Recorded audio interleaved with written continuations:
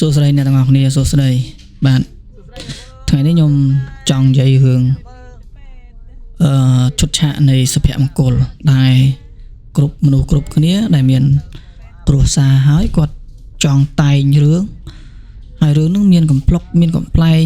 មានសបាយសោយក្អាកក្អាយហើយអត់ចង់មានរឿងទឹកភ្នែកទេ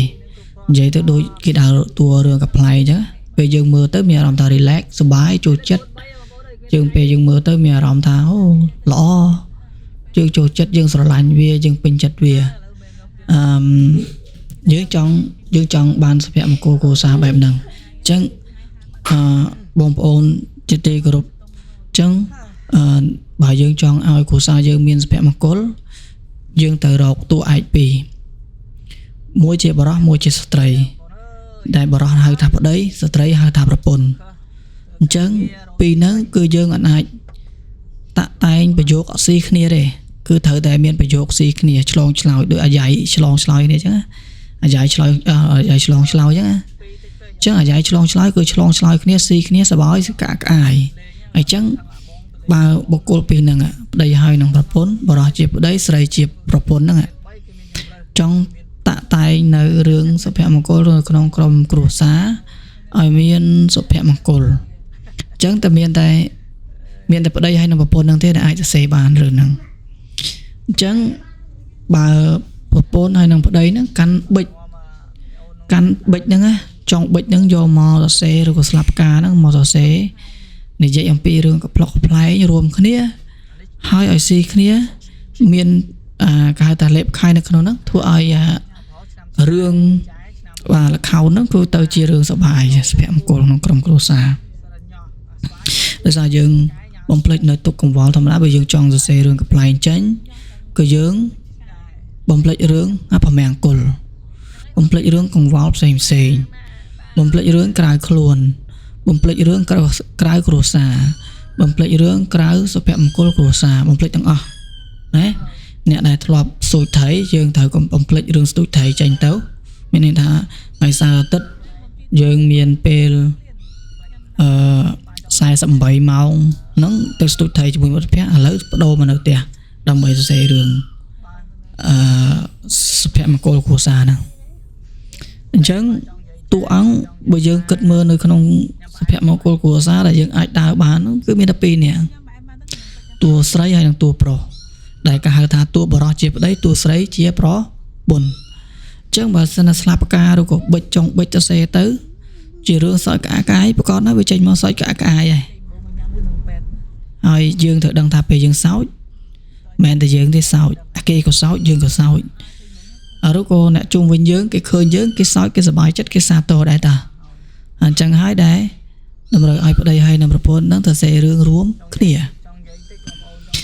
ប៉ុន្តែបើសិនបើមានករណីថា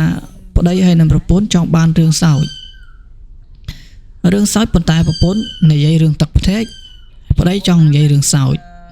អញ្ចឹងពីរហ្នឹងរៀងពិបាកសេចូលគ្នាបន្តិចព្រោះអត់មានរឿងហ្នឹងវាទៅជាមួយគ្នាកើតអញ្ចឹងបើប្តីហើយនឹងប្រពន្ធហ្នឹងណាប្តីហើយនឹងប្រពន្ធហ្នឹងទៅសេរឿងទឹកភ្នែកវាបានទឹកភ្នែកទៅសេរឿងអីគេទៀតទៅសេរឿងឈឺក្បាលវិលមុខវាកើតរឿងឈឺក្បាលវិលមុខមានអីឈឺក្បាលរឿងវិលមុខគឺយើងទៅសេរឿងពីរពាក្យខាងប្រពន្ធហ្នឹងផ្ចាញ់ផ្ចាខាងប្តីទៅមើងងាយប្តីចាប់កំហុសប្តីរឿងរ៉ាវគ្រប់ប្រភេទគ្រប់ប្រការរបស់ប្តីហ្នឹងទៅអញកំហុសតូចហ្នឹងចាត់យកជាធំធ្វើជារឿងធំទៅអញ្ចឹងរឿងហ្នឹងខ្លាចជារឿងទឹកភ្នែកដែលយើងនិយាយភាសាសាមញ្ញគេហៅថាបញ្ហាក្នុងគ្រួសារឬក៏ domestic violence ហ្នឹងតែបញ្ហាគ្រួសារឬក៏បើហិង្សាក្នុងគ្រួសារអញ្ចឹងអញ្ចឹងកាលណាដែលប្រពន្ធហ្នឹងចាប់ទោសប្តីអាតូចធ្វើជារឿងធំអាបកើនចិត្តខឹងកាន់តែខ្លាំងអញ្ចឹងរឿងហ្នឹងវាសរសេរទៅគ្មានអីក្រៅពីបំពេញកំហឹងរបស់ខ្លួនឯងទេខឹងតិចខឹងខ្លាំងមែនតើប្តីក៏ដូចគ្នាបើយើងចង់សរសេររឿងទឹកភ្នែកកុំខ្វល់រឿងអីផ្សេងណាយើងគួយគុណទៅកំហុសប្រពន្ធមិនឲ្យតម្លៃប្រពន្ធ មិនស្ដាប់សំឡេងប្រពន្ធមិនស្ដាប់សំដីប្រពន្ធមិនស្ដាប់ពីបញ្ហាទុកកង្វល់របស់ប្រពន្ធមិនស្ដាប់អ្វីទាំងអស់ហើយចាប់កំហុសប្រពន្ធនៅតែផ្ទះមើលតែកូនអត់ធ្វើអីសោះធ្វើការមើលតែកូនមើលតែផ្ទះធ្វើម្ហូបមិនឆ្ងាញ់ហើយនៅតែផ្ទះសោះឲ្យនៅតែផ្ទះសោះអញទៅស្ទូចត្រីអញទៅក្រៅផឹកស៊ីមុតភ័ក្រម្ដងម្កាលសារអាទិត្យក៏អត់បានឲ្យនៅតែផ្ទះសោះមើលតែកូនសោះនៅមិនកើតអញ stress អញចង់ទៅក្រៅមួយមិត្តភ័ក្តិមិនបានចុះយើងនិយាយភាសាសាមញ្ញកាលណាតែគាត់ថាសេប្រយោគបែបហ្នឹងគឺចប់ហើយគ្រួសារហ្នឹងចប់ហើយប្រពន្ធដែលភាសាប្តីនិយាយទៅឲ្យច្រើនគឺអាមឹងហងៃអាមឹងហងៃជួនកាលប្រពន្ធទេមកបងដល់ណាម៉ោង 7 8 ឯងហូបបាយផ្ទះអត់ជួនកាលនិយាយពាក្យហ្នឹងគម្រោះគម្រោយដាក់ប្រពន្ធគាត់ថាបានព្រោះខ្ញុំធ្លាប់មានមិត្តភ័ក្តិដែលនិយាយភាសាអាក្រក់ៗដាក់ប្រពន្ធច្រើនអត់ឲ្យតម្លៃប្រពន្ធទេអញ្ចឹងគាត់ឲ្យតម្លៃទៅលើមិត្តភ័ក្តិច្រើនលើសលប់អញ្ចឹងធ្វើឲ្យអាការប្រស្រ័យតំណតំណមួយគាត់ប្តីប្រពន្ធគាត់ហ្នឹងគឺអត់នេះនៅឆ្ងាយពីគ្នាអញ្ចឹងសុភមង្គលគេហ៎តែការដែលយើងទៅសេរឿង2មានតែ2នាក់ទេដែលអាចទៅសេរឿងសុភមង្គលចេញ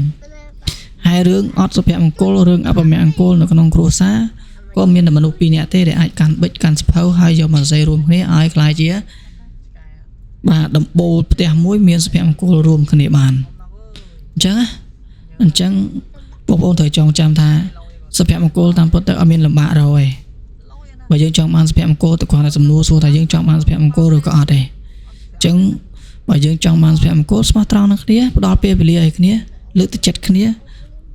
ថែគ្នាដូចយើងការស្រឡាញ់គ្នារវាងសង្សារអូនមានបញ្ហាអីប្រាប់បងមកបងជួយដោះស្រាយបងមានបញ្ហាអីប្រាប់បងមកចាំបងជួយដោះស្រាយអូនរូបគ្រប់ទាំងអស់ហ្នឹងសិតតែជាបញ្ញសិតតែជាសុភមង្គលដែលអាចយើងរេះបានហើយយើង remember នៅសេចក្ដីសកម្មភាពយើងល្អជាមួយគ្នាហ្នឹងឲ្យយើងចេះឈឺឆ្អាលរវាងគ្នានឹងគ្នាហើយមនុស្សតើកាលណាប្តីអត់ស្ដាប់ប្រពន្ធអត់ស្ដាប់ប្តីមនុស្ស2នាក់ហ្នឹងគឺដើរបើផ្លូវពីផ្សេងគ្នាហើយឲ្យតែមានតំណេគឺទៅសាប់គប់អ្នកក្រៅហើយឲ្យតែមានពេលតំណេទៅសាប់គប់អ្នកក្រៅពួកអ្នកក្រៅគេអាចមានពេលវេលាមានឱកាសហើយនឹងឲ្យច្បាប់ផ្សេងមកឲ្យយើងទាំងគេអត់ដឹងស្ថានភាពនៅក្នុងក្រុមគ្រួសារយើងទេហើយចេះគេចេះតែឲ្យជួនកាលយើងមាន A យើងសួរ A គាត់ឆ្លើយសិតមិន B C ទេឲ្យសិតហើយមនុស្សតែកាលណាដែលយើងមិនឲ្យតម្លៃគ្នាក្នុងគ្រួសារហ្នឹងមានសុភមង្គលស្ដាប់ពីគេនេះតិចស្ដាប់ពីខ្នងតិចបង្កើតកំហឹងក្នុងគ្រួសារបានបាត់ហើយអញ្ចឹងបងប្អូនត្រូវចងចាំមានតែមនុស្ស2នាក់ទេបរិសុទ្ធជាប្តីស្ត្រីជាប្រពន្ធដែលអាចទៅសេរឿងអាយ៉ៃឆ្លងឆ្លើយគ្នាទៅវិញទៅមកបានហើយសោយក្អាក់ក្អាយជាមួយគ្នាបានហើយមានសុភមង្គលក្នុងគ្នានៅក្នុងគ្រួសារបានមានតែ2នាក់ហ្នឹងទេកាលពីហ្នឹងគឺมันមានសោះឡើយបងប្អូនសាច់ញាតិมันអាចធ្វើឲ្យយើងមានសុភមង្គលទេដោយហៅទៅសំបីតែពុកម្ដាយយើងក៏มันអាចធ្វើឲ្យយើងមានសុភមង្គលដែរមានតែយើងបុគ្គល2នាក់ដែលបរិសុទ្ធជាប្តីស្ត្រីជាប្រពន្ធដែលអាចធ្វើឲ្យឬក៏ជាអ្នកមានសមត្ថភាពគ្រប់គ្រាន់ធ្វើឲ្យគ្រួសារមានសុភមង្គលអរគុណសូមគោរពជំរាបលា